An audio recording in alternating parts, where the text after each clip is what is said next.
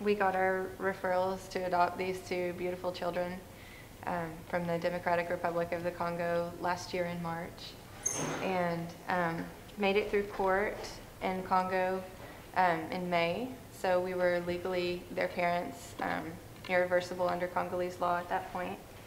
And then the U.S. Embassy issued their visas in December last year, so that they would have been able to come home normally at that point. And unfortunately, the government in the DRC, it's called the DGM, it's the immigration office that issues the exit letters, is not letting any of the adopted children go home with their families.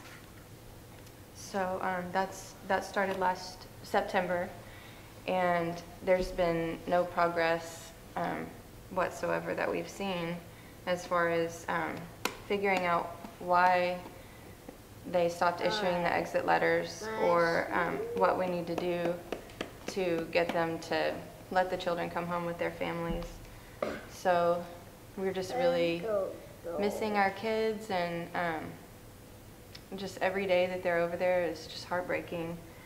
And we see their little beds and just their empty little beds when we go in their rooms, and it's just really hard to have your kids on the other side of the world, and not knowing how they're doing every day, or if they're safe, or what's going on with them. And we just feel like it's been long enough, and that they just need to be home with their family now. So we're really hoping that we'll see some positive change soon, and that all these children who are stuck in limbo will be able to come home with their families really soon.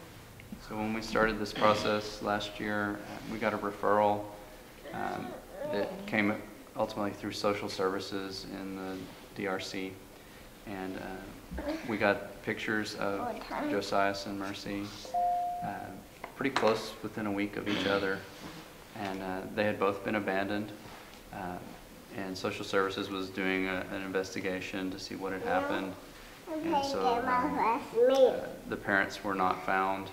And so they were put into temporarily into an orphanage.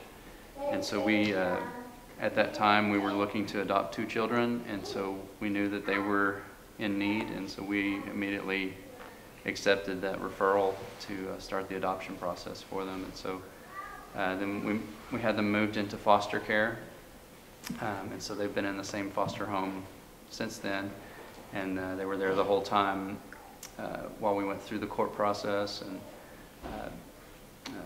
we stayed in contact with our attorney there in DRC, and got periodic updates and pictures and things like that.